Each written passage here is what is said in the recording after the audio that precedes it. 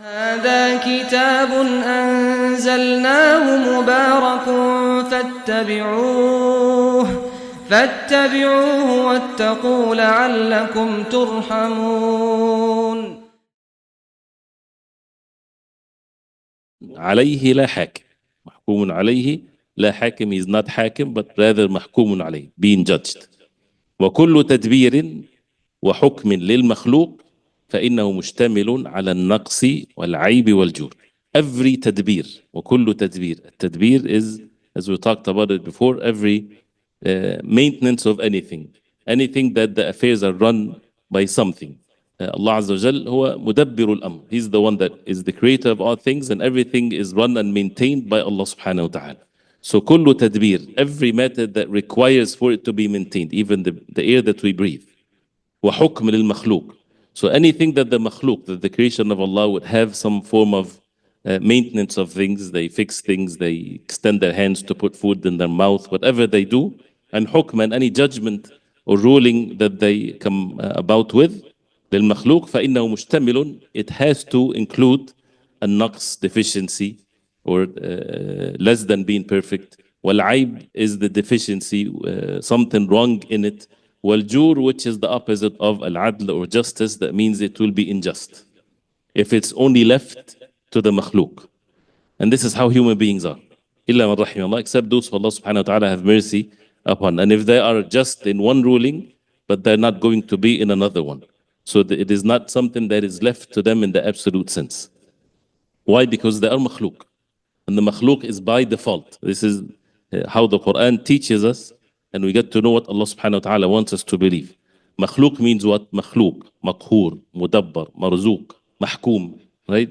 Ism al-maf'ul, and all of these things. Meaning that they are created, they are provided for, they are under the power of Allah subhanahu wa ta'ala, and therefore they are deficient by default. They are in need of Allah subhanahu wa ta'ala in everything that they have and with every breath they take. And Allah subhanahu wa ta'ala is the most perfect with His names and attributes.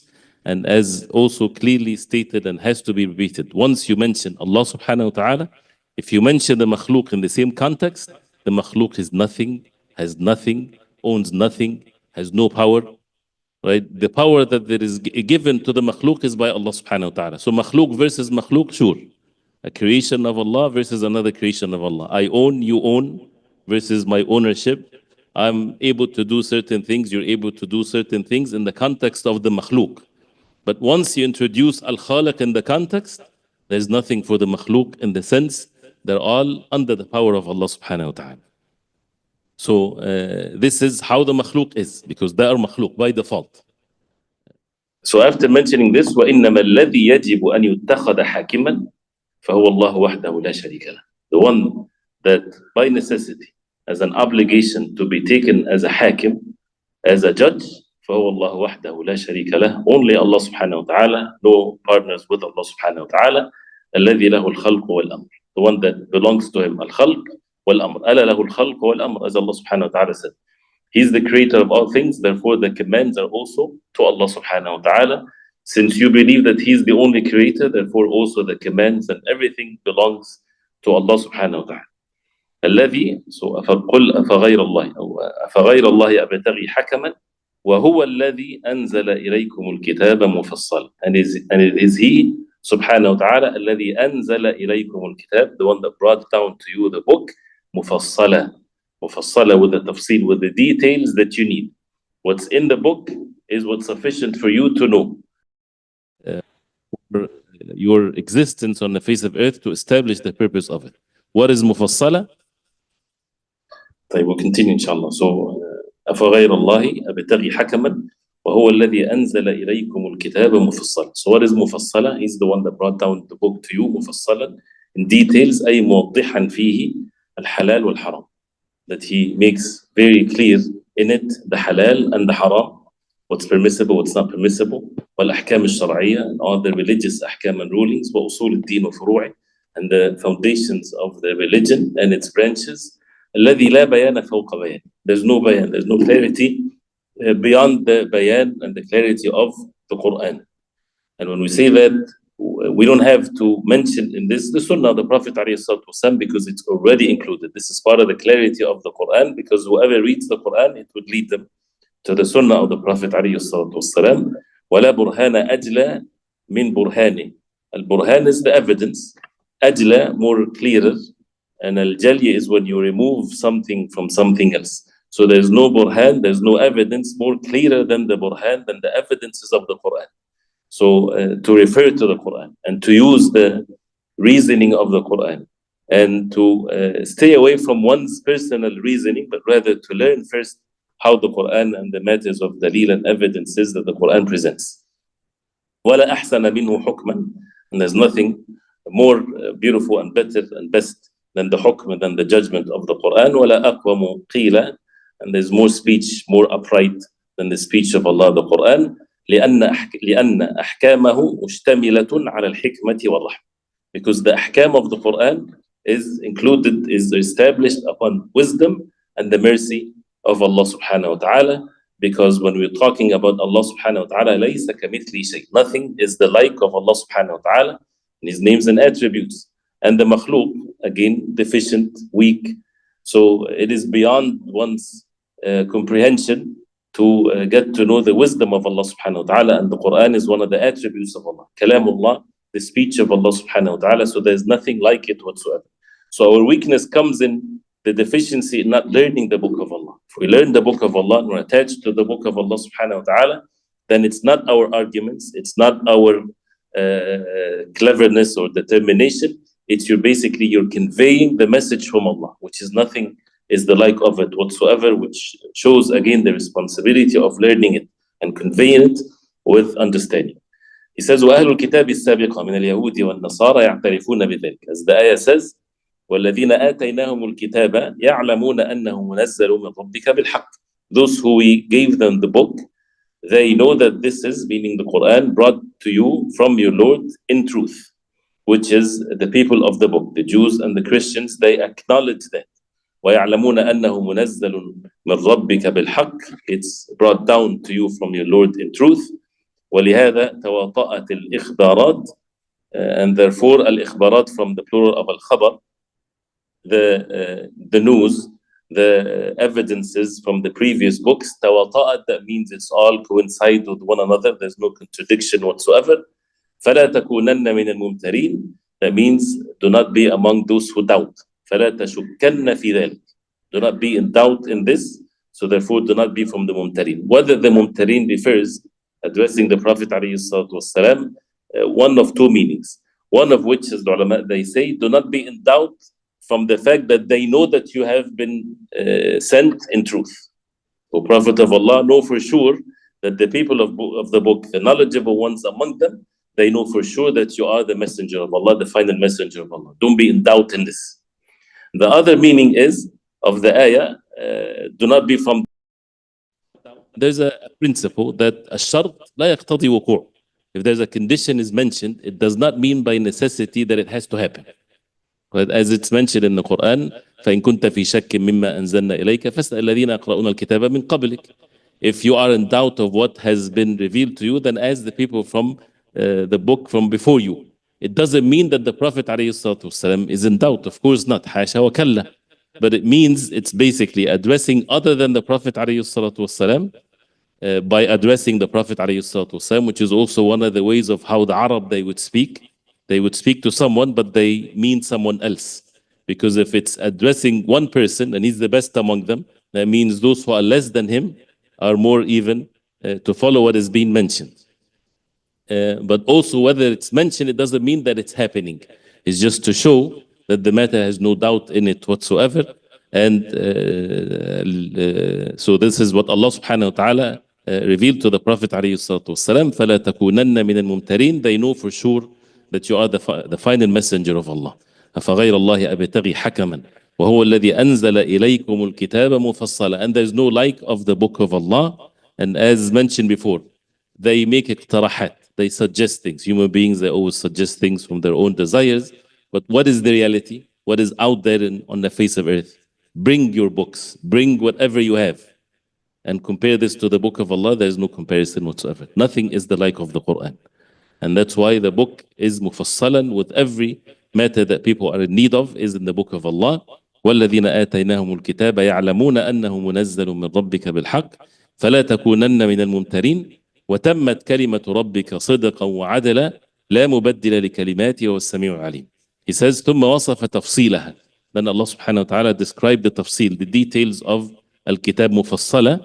Then he said وتمت كلمة ربك صدقا وعدلا.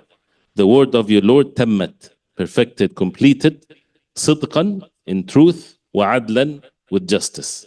He says صدقا في الأخبار, and we should remember this statement.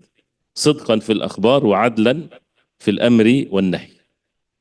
صدقا, truthfulness in الأخبار أو الإخبار, anything that has been narrated or reported or mentioned in the Quran, whether it's matters of unseen, stories of the Quran, anything that requires for us to be informed about it. وعدلا في الأمر والنهي, and العدل, the justice in every command. In every command, that means also everything that we are forbidden from doing. So we have akhbar and you have awamir. You have matters of unseen, and you have commands from Allah subhanahu wa ta'ala for you to be upon. And the book of Allah subhanahu wa ta'ala, His word, has been completed and perfected. صدقا وعدلا. صدقا في الأخبار, in every matter that has been mentioned in matters of unseen and beliefs and things like that, and the most just in its rulings. وعدلا في الأمر والنهي. فلا أصدق من أخبار الله التي أودعها هذا الكتاب العزيز. There is no more truthful than what Allah subhanahu wa ta'ala mentioned and put in this mighty book, the Quran. ولا أعدل من أوامره ونواهيه. And there is nothing more just than the commands of Allah and what Allah subhanahu wa ta'ala forbade. And this is a statement, and the details of it in every single command of Allah subhanahu wa ta'ala, this requires for a person to witness that, to witness the justice of Allah subhanahu wa ta'ala, that it's beyond what even human beings can ever think of, to establish the purpose of this life. وتمت كلمة ربك صدقا وعدلا. And as mentioned before, the kalamullah or kalimatullah, whether it's al-kalimatul kawniyya or al-kalimatul shar'iyya, which is basically both of these things. Al-kalimatul kawniyya, the universal kalimat of Allah, the decree of Allah, the qadr of Allah, what Allah subhanahu wa ta'ala decreed. And that also includes the matters of the unseen. And al-kalimatul shar'iyya is the religious ones, the things that requires actions for people to be upon, to be obedient to Allah.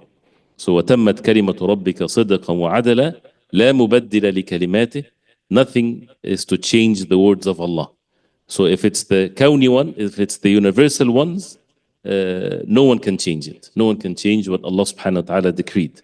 The religious ones, no one is to change the kalimat of Allah as a command from Allah. So be warned, do not change the words of Allah.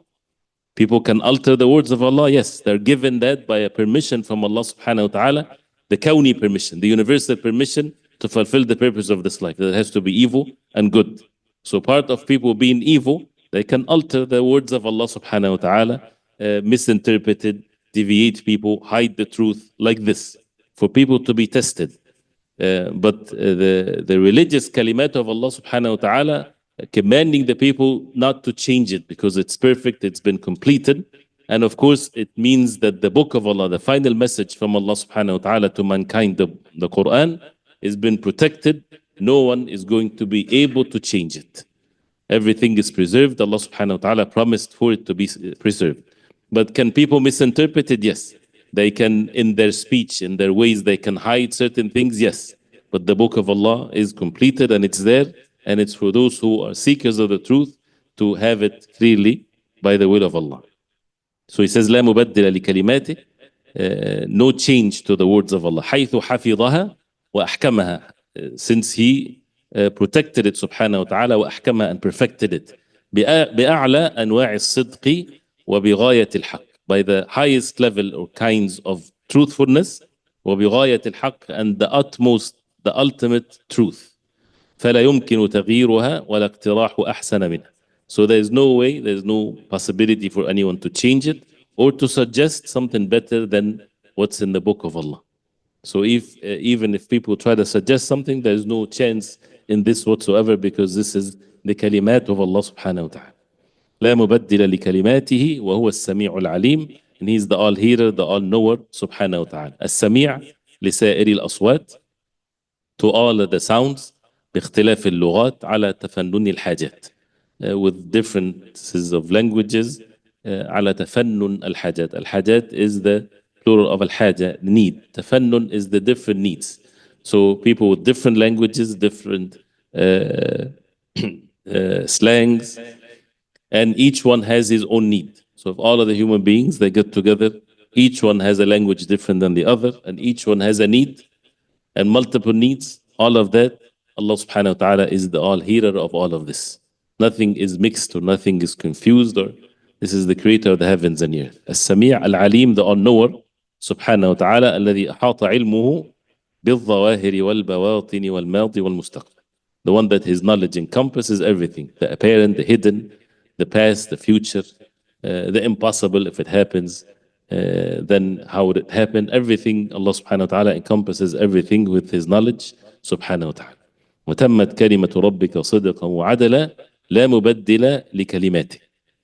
And the kalimat of Allah, if something, some people might say, well, there's nasikh and mansukh, some things are abrogated, and from the previous books, there are things that are abrogated. Yes, this is part of the kalimat of Allah. ما ننسخ من آية أو ننسيها نأتي بخير منها أو مثلها. This is by the kalimat, this is by the decree of Allah subhanahu wa ta'ala, that things can be abrogated by the wisdom of Allah, by the justice of Allah. And one of every time you're the subject of a naskh, because also from the people of the book, they always bring this, that the words of Allah are not to be changed. Remember the example of the Adam alayhi salam with his sons.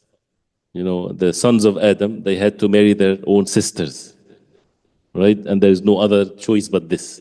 Was this ruling abrogated afterwards, or it continues to be valid? Was it permissible for people to marry their sisters? In any religion, fabricated, whatever. No, it's not permissible. It's evil, it's forbidden. But the offsprings of Adam alayhi salam, they get married to one another. This was a ruling that was permissible then. And then a naskha happened to it, abrogation happened to it. And of course with the other means, which is a detailed subject. But again, tabdeel kalimatillah, whether it's the universal one or the religious ones is for people to be upon, and that changes according to the wisdom of Allah, and it's all from Allah subhanahu wa ta'ala, not from the human beings.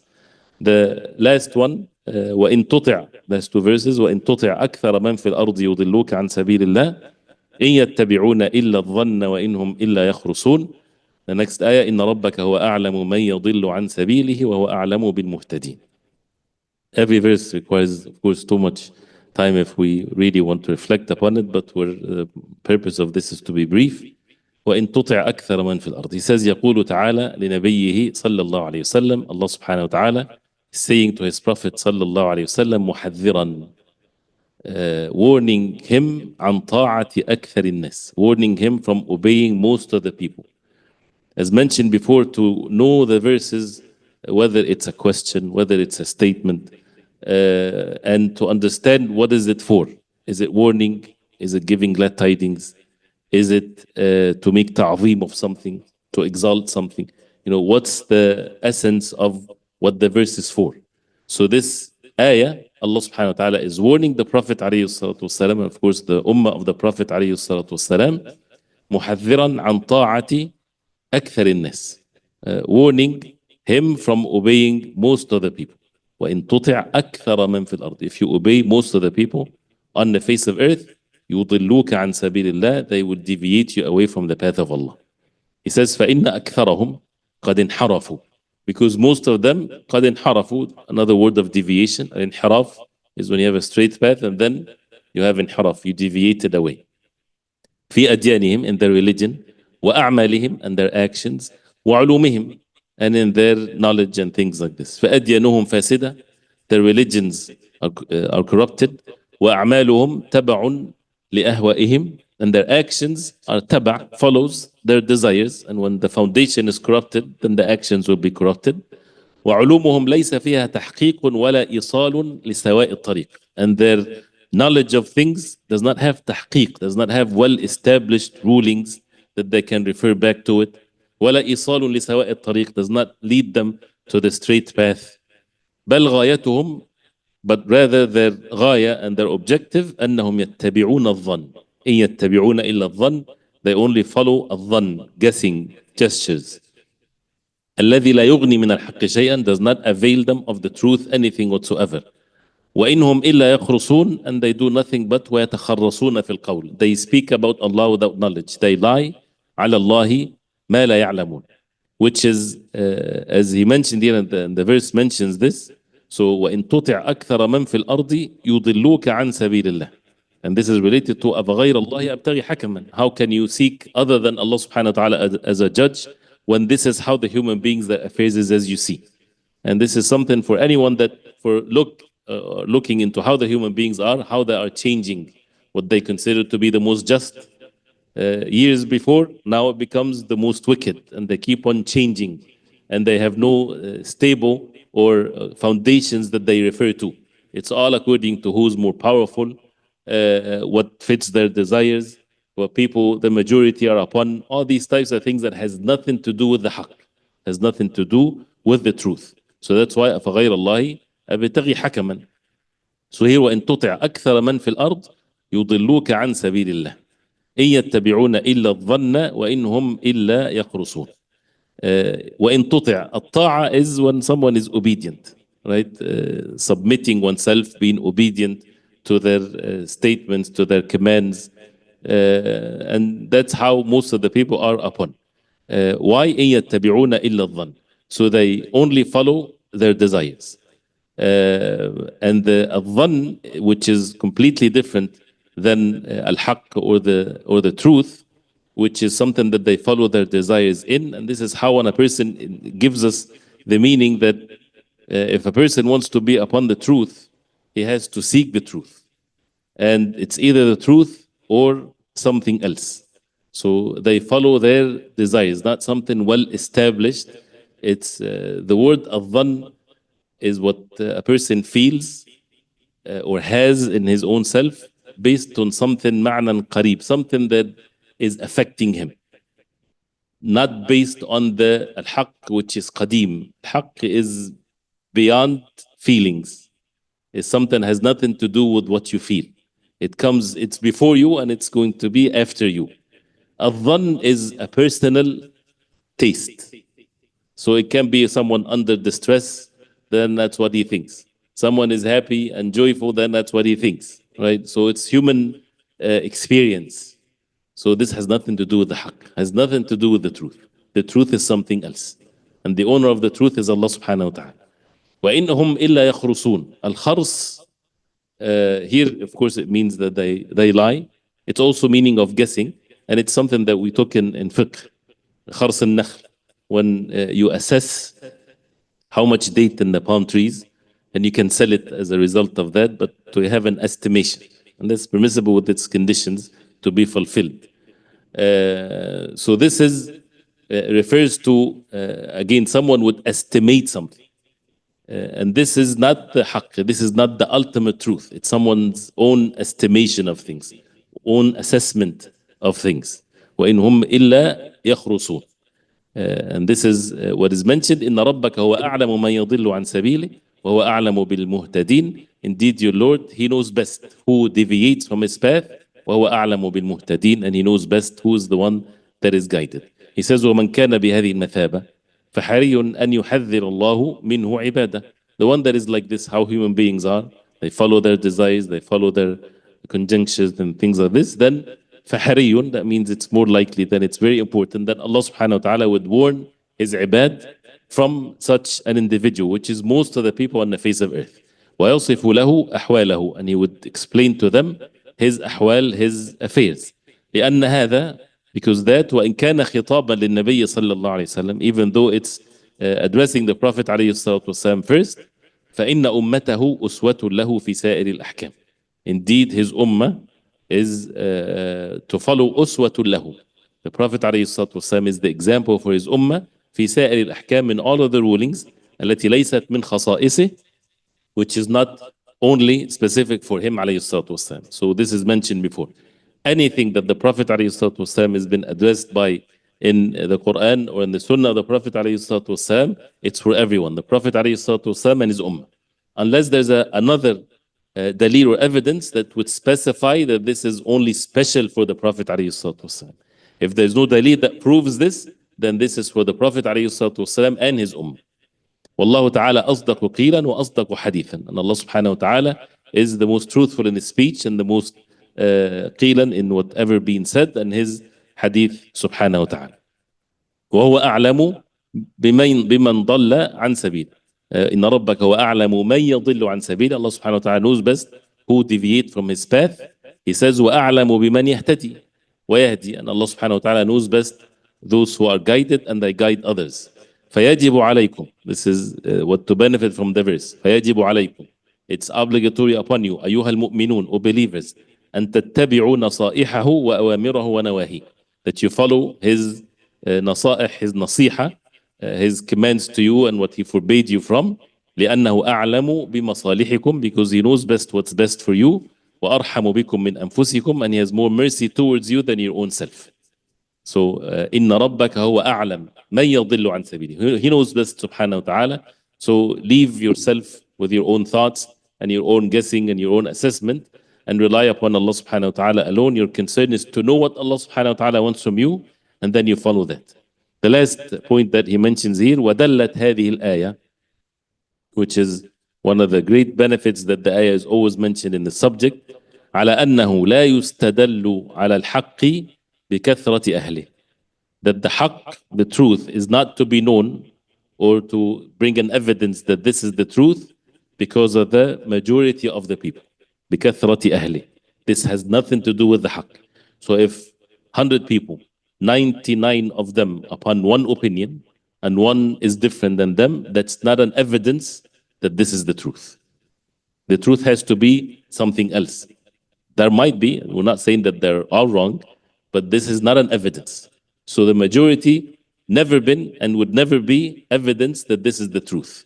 The majority is just basically following the desires of the majority. So if you have 100 people again, and you have 49 wise, righteous, they love what is best for people as they love for themselves. They want the best for everyone, and they're so much knowledgeable. They have so much knowledge, and so on and so forth. Verses 51, foolish, intoxicated day and night. They don't know what they're saying. They have no knowledge of anything whatsoever. And you make them all give a decision based on the majority. 51 would say one thing, and 49, their opinions is of no validity whatsoever. Why? Because it's the majority. Is that an evidence of anything? Right? Even the example can sound like that extreme, but it has nothing to do with the truth. If people choose to do this in certain, doesn't mean that it's not permissible to take votes on things. Sometimes it's okay, but the point here is it has nothing to do with knowing the ultimate truth versus falsehood. And not everything has to be truth versus falsehood. Should we take this route or this route? And you have a family. Okay, let's take a vote. That's fine.